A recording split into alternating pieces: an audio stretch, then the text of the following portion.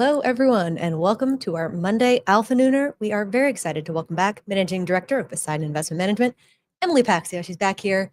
We are coming off a sleepy Thanksgiving holiday weekend, but we are back in a busy and exciting week in the cannabis space. So very excited to have you on to talk through it, Emily. Really appreciate it. We were talking about a little bit in the beginning, but holiday good, everything good. You're feeling refreshed and ready for kind of an exciting week? Not quite, but Okay. I'm ready to go. It was a busy weekend actually for work because I think it's just end of year stuff. But I have a gratitude practice every day anyway, and I feel like Thanksgiving is like gratitude. I don't know, it goes to 11. Yeah. And so I feel like that's how we get through. There's a lot of good things going on here, even if the market action isn't always reflecting that. How about you? I think that's a good thing to do. And I think that probably, I do think you need something to keep you mentally strong to kind of get through tough times. Cause I think it has been a frustrating fight. I think it's still important to keep putting your foot on the gas to move things forward. And I think we're seeing that happen, but it's hard not to balance sort of previous disappointments. But I think things are changing. I think there's more adoption. There's more sort of understanding around cannabis day by day. So I think that's encouraging to me. But maybe I should pick up or is it meditating or is it just sort of taking stock of what to be thankful for? Yeah, I do it every night before I eat dinner, and I Nice. just run through things. I even am grateful for the challenges because it teaches me how to evolve. So, Okay. it's definitely based in like kind of yogic principles, but Very cool. it's like the Bodhisattva always pray for a journey with challenges so that they can be wiser and better. So. I like that. All right. I think that's good. That's good. All right. Well, then excited to talk about everything happening this week. I know we have kind of the preliminary hearing going on earlier this morning.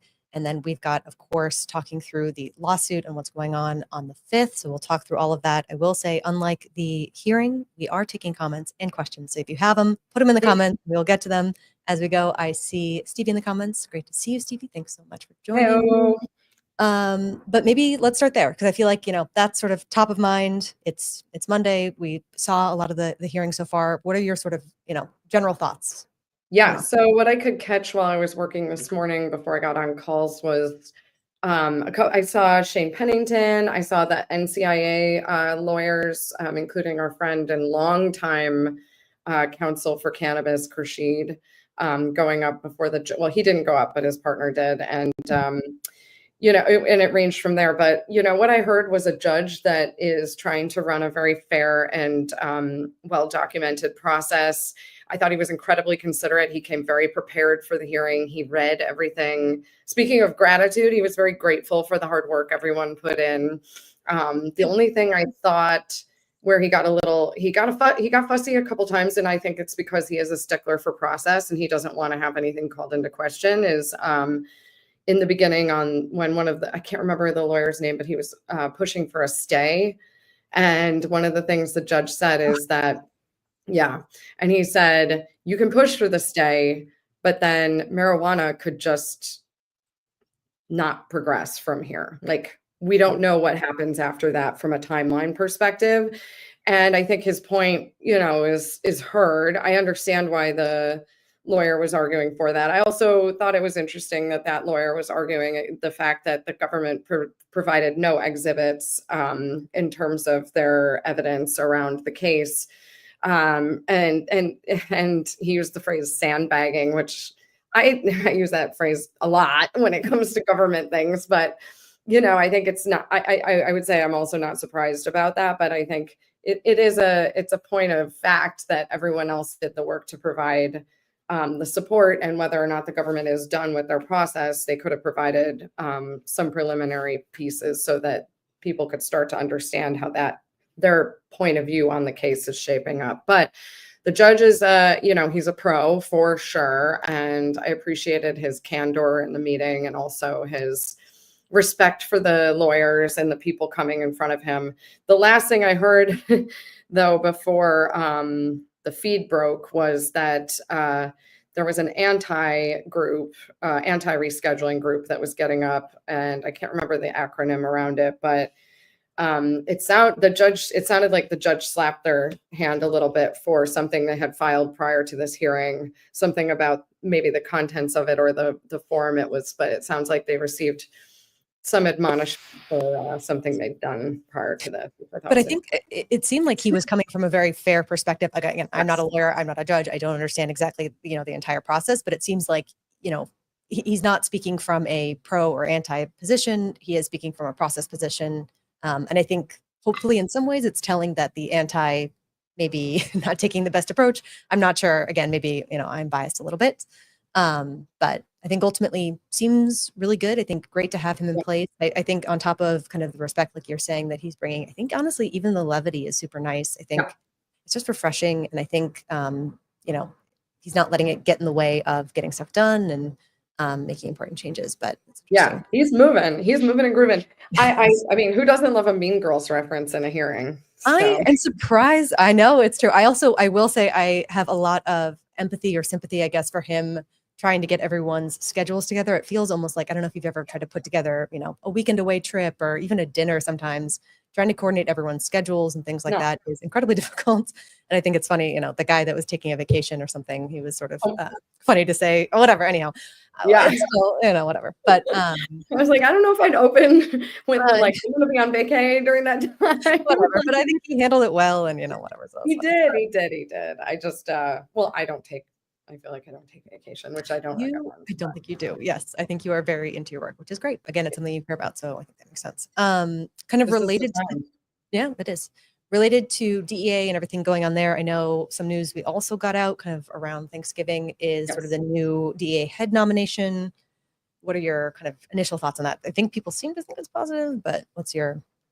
I mean, without any sharing on political preferences, I feel like the Trump administration has been appointing people that I think are substantially positive or at least neutral toward our situation here in cannabis. Even like, for example, Pam Bondi, I know people were really stressed out by that, but you just always have to understand who people are working for. She was working for the guy who was funding the opposition to Schedule 3 in the capacity that she was in. Like, that is not surprising to me. Her new boss has stood up and spoken, meaning Trump, has spoken in favor of specific cannabis reform. I mean, no matter the fact that he hasn't really spoken about it since, his Trump Truth Social tweet articulated key points relevant to the industry, which tells me their group is hearing the feedback that we've been giving them. The industry is in contact with the Trump administration and the transition team. And so I think we're hearing that. And I think that Chronister, I like how you and now I have it memorized because of the chronic. We were chatting. That was such a good time. I had to do it. I had to. But, helpful to see his position on decrim back in 2022 or 2020. That was not that was still a fairly contrarian point of view at that time in the state of Florida to laud, especially from his background with law enforcement. I feel like that is a nuanced point of view of somebody who understands where the real harms in our society are existing, and it is not cannabis. So I'm pretty pumped on that one. But I think it's good. What's your balance in terms of, because I feel like a lot of people for any new nominations or appointments, people are very keen on, of course, digging into kind of the history, past quotes, past, positions, all those things. How much do you kind of balance that towards ultimately they are now working for a new administration? Ultimately now they're working for somebody like Trump, who, again, like you're saying, has made his position relatively clear. What's your sort of balance between like the past? Because I think that's positive, but how much does it matter versus he is now working for somebody who seems to be a pro kind of thing? I mean, I give very, very little weight to it's like in finance, like past performance is not a future indicator. It's like, and by the way, people can, I mean, it seems as though in the Senate and Congress, there's a struggle to evolve on a point of view around this, but I do think other people can evolve on this. And I don't think this incoming administration is mincing words. I think they're putting people in place that they think will carry out their intentions in this government. And I know there's differing points of view on that, but it is what it is. It's like, when someone shows you who they are the first time, believe them. And I think the Trump administration has said, this is what we're going to do. And we're going to put people in the positions who will do it. So I think that's a real thing. And I don't know, I'm okay with a direct approach to things, especially because it just feels like we've been in the lip service vortex for so long. Yes. I'm amenable to it. But I know the markets are all over the place on it, and it's, only a time will tell kind of a situation. But I don't put as much back weight on that. So I think that's fair. I think it's one of those things where it seems also with sort of the market and kind of stocks moving and trying to figure out where things are and how that relates to kind of the actual stories we're seeing and the actual kind of appointments and changes that we're seeing is kind of around oh shoot, I just forgot my train of thought. Is around wait. Oh Lord. Okay. I have been having 2 Celsius and it has got to me. Anyhow, I think it's more, oh, sorry, I got it. Less around cannabis being important, and I think putting in a pro-cannabis administration and people, but more around where does it fall in terms of priorities? It seems to be not obviously priority number one, but definitely top 10, I think, in terms of, because I know there are, a ton of other things that the administration is trying to get done. So anyhow, I think that is also interesting there. Yeah, I wouldn't put us in a priority position, but what I would say is that I don't think we have a lot of we don't have roadblocks in that group, if that Yeah. makes sense. Like, I do think that's an evolution. And so, I'm interested. The other thing is, I think the market wrongfully assessed that a mostly red House and Senate is negative, and I'm not necessarily on the same page with that because I've just been paying attention to who some of our louder advocates are in Congress. And I mean, you can see Senator Daines. He's been such a pragmatic advocate for banking reform this whole time. And that's all we're asking for. So I don't know. Some people say if it's more one party than the other, then they won't do anything for 2 years. We had a mix for the last 8 years and nothing got done. Last 2 years, nothing got done. So, I mean, not just on cannabis, in general. Yeah. And so I think that, I don't know, maybe why it's like what the definition of insanity is doing the same thing and expecting a different outcome. So maybe this will be different. Who knows? I definitely think for the election that does tie into kind of the general feeling and sentiment, which is it hasn't been working. We need something different. It's time for a change. And that sort of, I think, ties in, of course, for cannabis as well, which is interesting. I do wish people were younger, but what? But he's putting in younger people in general. I know Trump himself is not that young, but no. I was speaking more about the House and Congress, but yeah. We'll see. I don't know. The other thing is his right-hand man who sat next to him at Thanksgiving dinner instead of his wife. That's true. Let's face it, was an advocate to get cannabis advertising on his social media platform X. So Musk, whatever his polarizing attributes are, is also, I mean, we know he's a toker. So is he still doing it? Because I thought he had to stop, because I know there was obviously the Joe Rogan podcast, and that was a big, at the time it was a big deal and salacious to smoke, even though probably now that would not really draw the same attention. But I thought I know it's so silly, because of the federal contracts, I thought that he had to pull back, which is probably annoying to him because I know he's very into kind of things like cannabis. Is he still doing it? Sources inside tell me that who spent time with him told me it was an active situation. So, and maybe he's being quieter about it because of that. But I actually love that because it's a good, I mean, then he's kind of in the same position we are. He's not above the situation where people are restricted in their relationship to cannabis and the kind of for no reason, the silly, outdated. Yeah, it's time to kind of move on from that. I agree. Yeah, I love it. Give him motivation to want to change the. Yeah, and it seems like he's definitely, consulting with Trump and in his ear. So yes, there's a lot of pillow talk going on there. Yes. There is. All right. Well, then let's talk about the other exciting thing happening this week. I know on the 5th we have the oral arguments starting, in Boston, which is very exciting. I'm guessing most people who are on are probably super tuned into kind of the cannabis space and what's going on. But from high level, can you kind of give us that reminder on, what the lawsuit is, what it's aiming to achieve, kind of that?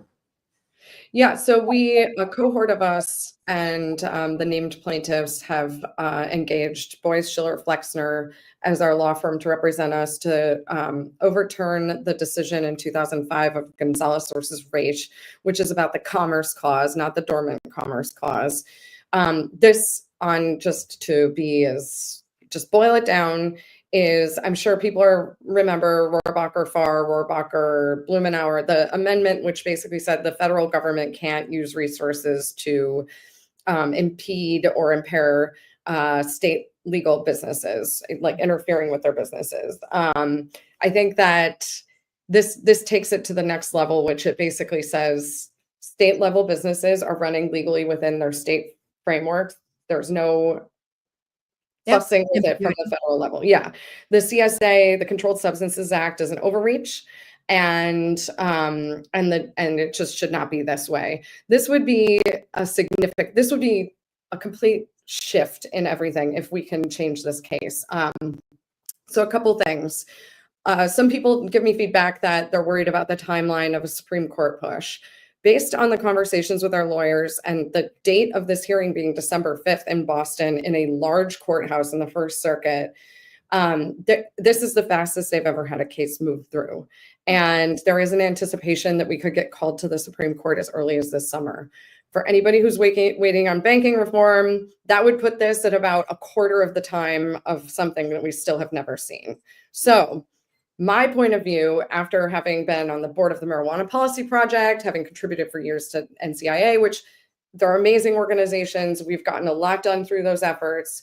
This is something that's really exciting to me. And so we will be there in Boston along with Lynn Geffen from TerraSend, Jason Wild from TerraSend, Morgan will be there. Some other people will be there as well to hear the oral arguments on this case. I will say I was in the prior hearing in Springfield, hearing David Boies, who will be known as the constitutional lawyer of our time, will have had the most time in front of the Supreme Court, had the most wins in front of the Supreme Court.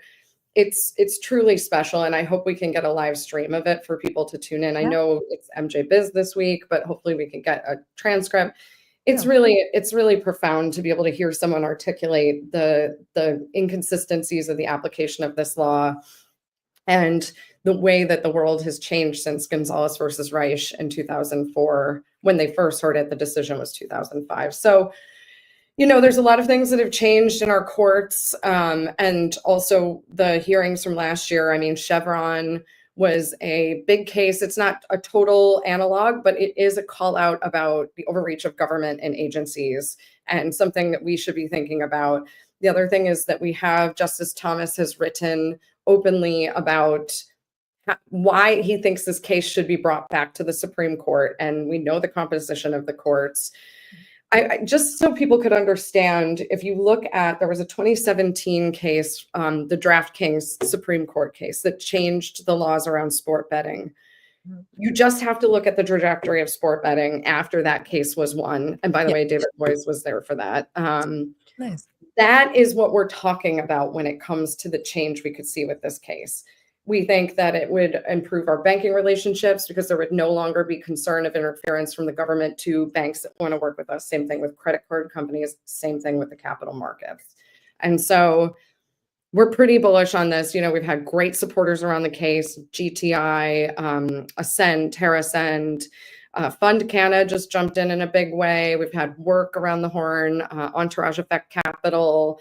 I know I'm missing people. Verano, obviously, is a named plaintiff. I feel like I'm at the awards, but we've had great groups around the horn, and we do need more support on the case. But I really am amazed by the progress we've seen with this so far and the immense result that could.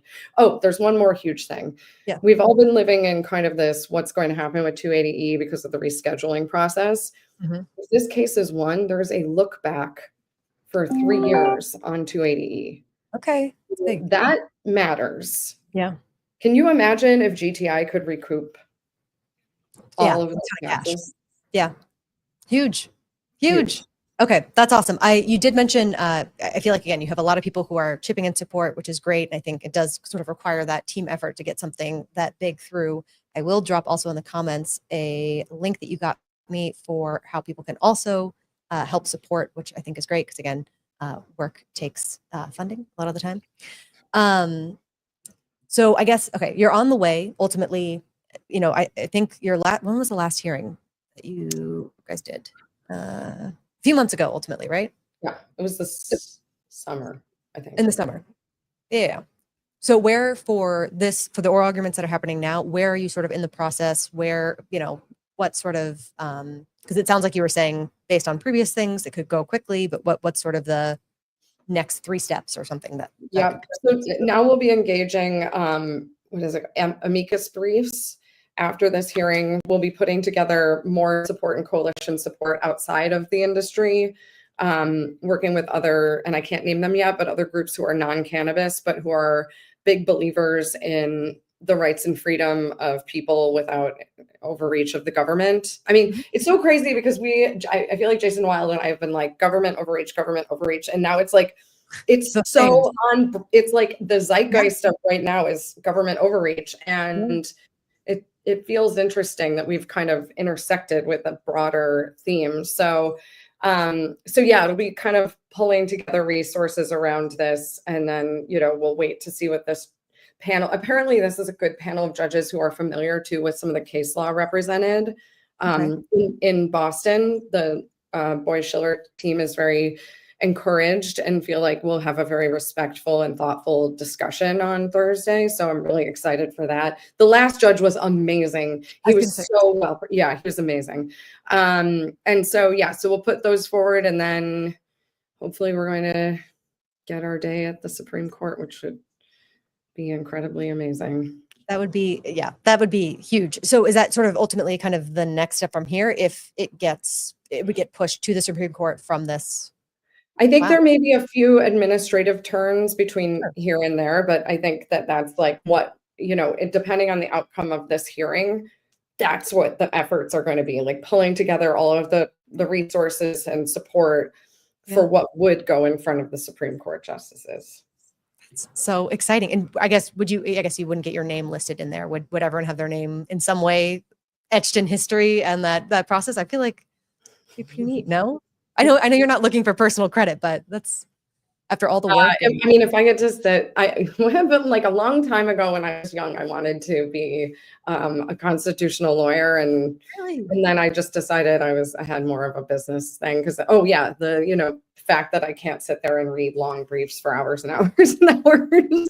I do not have the attention for it, but when I was young, I got selected to go as part of this like youth thing to go, and I got to go to the Supreme Court. And I feel like if we came back around and if I literally got to hear a case that we worked so hard to bring in front of the Supreme Court, it would have been a huge full circle moment. Yeah, I don't know. I mean, yeah, you'd have to peel me off the floor. So, it's like we were saying earlier, it's like this is hard, but I think we should not forget that we've been at this for about a decade. Alcohol prohibition lasted a long time. Women's suffrage was an immense effort that lasted generations. And it's like, we're getting this done. And I'm hopeful that, these levers that we've been trying to pull, maybe it's going to be like all at once, they all pulled. So we'll see. I think that's how things tend to normally go. I feel like you pick up crazy momentum as things move, and it's sort of almost like running a business where they always say, you're an overnight success. It just took you 10 years to kind of get there. I think it is, it's laying that groundwork. It's doing that work ahead of it, but that would be super, super exciting. You did mention the Chevron thing. I did want to touch base a little bit on how that impacts. I had seen the Vivek tweet, I think that you and others had retweeted. What impact does that have? Is that just sort of further saying the overreach too crazy, let's pull it back? Anything specific that you would pull out from that? No, I think that's exactly it, is that this court is acting on what is perceived to be government overreach through agencies, through whatever form possible, which is the whole ethos of like Doge and these other things. It's about efficiency. It's about I think there's also like a manifest destiny kind of aspect to that, the libertarian point of view to that, whether or not people identify as such. It's like, I think that's what we're all looking for, is like, we now have so much evidence to point to the fact that legalizing cannabis is a net positive in these markets. And, this administration is going to take a hardline stance on the fentanyl situation. It appears that that's what's going on. And I think Mexico heard that loud and clear the other day when there was talk of tariffs. And I think that's an approach. But what do we know? Like, it's like you can try to stop it from coming in, but if there's demand for it, it will keep trying to come in. But what do we know? When cannabis is legalized, opiate use goes down. Yep. So Yep. it's like, I feel like it's like, take it from two ends, like try to stop it at the source, but also try to decrease the demand so that the supply doesn't keep coming. Yeah, I agree. And I think it is one of those things when you have the demand, not for opioids, but for cannabis, and you're making it hard to get to, or you're making it a market where it's open for kind of not bad players, but people who are maybe making things that are a little less regulated, all those things, kind of Yeah. like, prohibition. Obviously, that was sort of a gamble with what you're drinking, if it's going to make you go blind or you're going to just have a good time, kind of thing. So I think that's kind of another push. It does seem to me, obviously, a bipartisan issue, but definitely something that Republicans and even libertarians, I think, could and would definitely get around, as long as it's sort of that common sense Yeah. approach. I mean, I Um, think consumers really care about what they're putting in their body. And I think on this particular product category, there's a lot of confusion in the market because it's been allowed to run kind of in this weird way. So I'm just hopeful that we can get this clarified and then move on from there. And so the consumers can have the best possible experience, whatever it may be, around whatever cannabinoids they're seeking. Yep. That does remind me, does hemp, how are you kind of seeing that kind of relating to cannabis right now? I know that has its own caboodle. I know it's sort of, you know. I mean, that baby is living over in the farm bill land as far as I'm concerned. And also just again, at the state level, how the states want to manage it. So, in Missouri, no. California, no. Ohio sounds like they're trying to potentially do that. Texas is correct. It sounds like they're trying to create more regulation around it. So I don't know. I mean, I think that's the thing. I think my stance. Like, one of the things that made me really like unhappy was when my friend sent me a picture of a beverage that was in a bodega in New York that was a 25 milligram beverage of intoxicating hemp THC, but like, I know for a fact those bodegas, I lived in New York, they're not doing, first of all, I don't even know if they know that's an intoxicating beverage, let alone to identify an age around that. But like, what if you're a kid? Like, I did not get into this for a 13, 14, 15-year-old to accidentally purchase a 25 milligram or intentionally purchase it and have a very bad experience. Yeah. It's not why we're here. So I agree. I think hopefully that gets cleared up as things move along on the cannabis front. So hopefully that is something that gets cleared up, which is good. Yes, that's what we want. We just want safety. Some basic, it's I think tough looking for, I think, some common sense rules ultimately. So what are you gonna do? I see Jane in here. Great to see you, Jane. Making fun of the tough time scheduling, which is very funny. Yes, he made it work all the same. I saw a question in here from Brian, which is asking which Canadian companies could have the biggest impact on U.S. hemp beverages? Is it a stable enough environment for them to pursue? Not quite. That's hard to get. I mean, hard to guess. Ultimately, that's not really in what you're focused on, right? Ultimately. No, I don't know. Yeah, I think that's totally. I mean, like, look, if we're going to talk about beverages, I think, like, I used to do consulting for PepsiCo. Like, this is going to be an extremely competitive category. It already is. I get inbounds in my LinkedIn. We're launching a hemp beverage company. We're launching. Okay, good luck. Like, shelf space, e-com, the whole distribution. This is tough stuff. So I don't know. I've seen some of the beverages. I think these are brands that are going to be like the Nokia phone. Like, see you later. Like, that's not. It won't be here. There's a reason why beverage companies consolidate and in non-cannabis world, because you need resources and continued effort and thrust behind these things. But I'm very in favor of the category. I think it's awesome. Like, I love it. I drink low dose cannabis beverages through the regulated channel in California. By the way, I tried that Senorita drink like a month ago, the new one that GTI. Amazing. I mean, I'm a big agave drinker anyway. I love it. So I think there are certain things that have sticking power. But I think I You'll think it's find the like flavor profiles, the dosing, all the thing will kind of shake itself out and people will figure out what options are available for them. But I think it, again, beats out things like alcohol and consistency. Yeah. yeah. I think if someone was going to, I mean, and not advice, just an opinion, like if someone's going to start investing in cannabis beverages, I think you have to start thinking more like a consumer products investor, like looking more at like PepsiCo and Coca-Cola and how they, I would try to think about that. Yeah, I think that makes sense. All right. Well, then I think to kind of take us out, we are, heading to the end of the year. I know we've got a new admin fully coming in late January. What are you sort of, what's your outlook heading into kind of the end of the year going forward? I know. Woof. I know. Yeah, what's that? I'm going to MJ Biz for 24 hours. I'm excited to see our, people, the gentle people in cannabis. That'll be good. My outlook for the end of the year is it's probably going to be pretty volatile for a period of time while the dust settles on what the shape and emphasis this takes with the new administration. I think I would, yeah.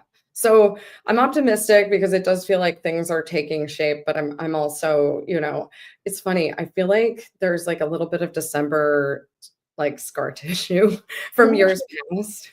From Um, yes. of like broken dreams going into the year. I also hate this time of year because the tax loss selling is just like really painful. And I'd like to see us kind of cycle out of this. So I'm optimistic for the beginning of the year. I'm on the board of multiple companies. We're doing like budgets for the year. Like I want everybody to know, like there's the tip of the iceberg, which is the public companies. And then there's the whole other aspect of the industry, which is below the surface. And there's real health in these companies. So in spite of how difficult things are on a regulatory front, there's real businesses being built here. And friends of mine who have private, large, single or kind of regional state operators, they're doing well.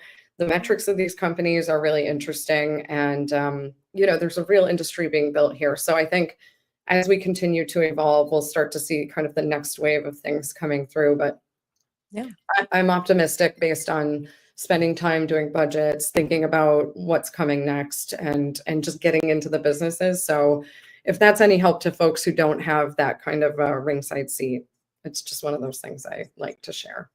Yeah, no, I think that's great. I think definitely on the public and private side, it seems like we have a few things teed up that would have, big impacts and big changes. I think there's uncertainty that's still kind of around different appointments that's kind of coming off as things are kind of being put into place and being made clear. So I think that is helping as well. But I think it's going to be a very interesting 2025 and I'm looking forward to it and looking forward to hopefully seeing some actual good progress, which would be great. One question from Sonic before we end. Do you see some privates will go public as regulatory shakes out? I think if we can start to see capital markets access, like meaning New York Stock Exchange and NASDAQ, I think you'll start to see some of these bigger groups. Like a lot of them are, I think, already doing things like they have their governance in place. They're doing audits every year, gap audits. And so I think they're taking the steps so that when that time is right, they could look at it.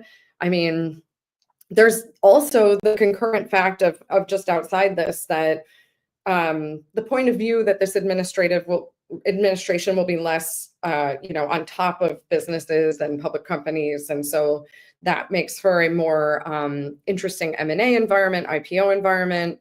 So it's like there's the broader things that could be opening up IPO calendars. And then there's the microcosm of cannabis, which I think you could see some of these private companies start to look at that path. But I think, unfortunately, they've seen, I mean, you can see very good companies that are public who have just, suffered at the hands of the structural challenges of where they have to trade. And I think that suffer is maybe not the right word, but it's hard. And I think that, I think they're kind of like, we'll just keep going for now until we have, I mean, you can just look at how Agrify trades versus their mirror counterpart, GTI, and the OTC, it's like a world of difference. And so I think they're waiting. That's my read from my conversations with my colleagues. And I don't blame them. I think that's totally fair. All right, perfect. Emily, thanks for taking the time. I know, again, it's a busy week, so appreciate you sitting down. And I know when do you head up for MJ Biz? 6 a.m. tomorrow, going right to my panel. All right. That sounds good. If you're there, catch that panel, get some rest. Hope you have a safe flight. Thanks everyone for joining. Really, really appreciate it. And we will catch you next time. Thanks so much. Thanks, Mackenzie. Before investing, carefully consider the investment objectives, risks, charges, and expenses found in the prospectus, available at AdvisorShares.com.